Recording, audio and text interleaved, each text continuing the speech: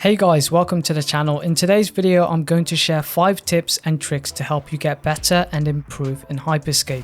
These tips are in no way game changing and won't get you from 0 to 100, but if you already know all the basics, then you'll appreciate the attention to detail and take advantage of them in game.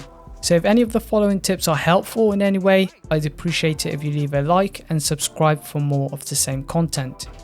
So then, the first tip I'd like to share is a reload exploit. I briefly mentioned this in one of my previous videos but didn't really go into detail. So I'd like to take this opportunity to show you how much of a difference it can really make. For those of you who aren't aware of the reload exploit, it basically lets you fire your weapon before the reload animation completes. All you need to do is reload with at least 1 or more rounds remaining in the magazine, and the moment the new magazine enters the gun, you'll be able to cancel the reload by shooting. At first, you'll probably need to pay attention to the ammo counter to get the timing right, but after a while, once you get the timing down, it will all become second nature. Also, it's important to know that this trick does not work on an empty magazine, hence why I believe this might be a tactical reload rather than an exploit. I guess the only way we'll ever find out is if they patch this in a future update. At the moment, there are 5 weapons in the game that can benefit from this tactic, which are the Harpy, the Ripper, the Dragonfly, the Mammoth, and the Riot 1. Starting with the Harpy, the normal reload speed is roughly 2.01 seconds, but if you reload cancel, you can reduce that down to 1.14 seconds. That's almost half the reload speed, and with the fast-paced nature of Hyperscape, those extra milliseconds can be all the difference between life and death, especially in situations where you encounter enemies who drop heals during a gunfight. The extra time spent reloading could allow your opponents to gain back a small but crucial amount of HP and end up costing you the gunfight. So by using this tactic, you'll get the upper hand in situations you otherwise wouldn't, and it comes really clutch for the Harpy because of its small magazine size that usually requires you to reload quite often. For the Ripper, the normal reload speed is roughly 3.19 seconds, and by reload cancelling you can get it down to 2.9 seconds. That's 1 second faster and is a huge difference for a weapon which has one of the slowest reload speeds in the game. The Dragonfly's reload speed takes about 3.37 seconds to complete, and with reload cancelling you can reduce that down to 2.1 seconds.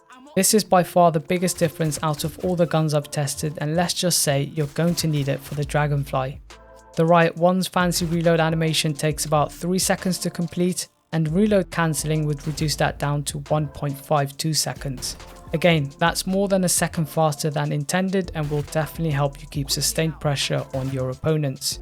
And lastly, the Mammoth reload speed is roughly about 2.30 seconds, and reload cancelling gets it down to 1.56 seconds. A small but noticeable difference, and allows you to shoot before the character pulls down the pump. So those are all the tactical reloads in the game right now, and I highly recommend you guys to adopt this tactic when reloading. Go try it out in the practice range, get used to the timing, and it may come clutch for you during a gunfight. Moving on, did you know aiming downside with the Skybreaker increases the area of effect? This means you'll have a larger radius compared to when hip firing and makes it easier for you to hit your target. This can be really beneficial if you're using the Skybreaker to snipe, and in general whenever you've got time to ADS. The third tip I'd like to share is about restore points. Sometimes restore points are surrounded by this yellow barrier. This indicates that an enemy has interacted with the point and is ready to be revived. So you can actually tell when ghosts are about to be revived, and you can use that information to your advantage. For instance, you can prepare an ambush for when the medic arrives, or you can just farm restore points for easy kills. What you don't want to be doing is shooting at the restore points, because then you'll probably end up on the Hyperscape subreddit titled Cheater Exposed.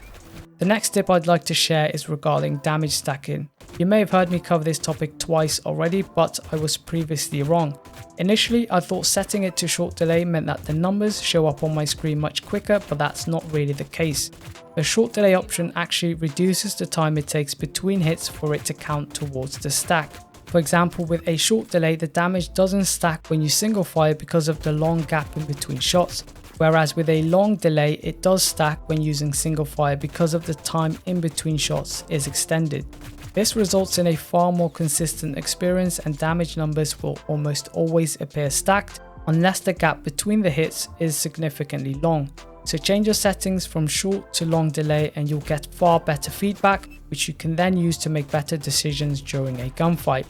And lastly, the final tip is you can Insta Reload by picking up duplicates.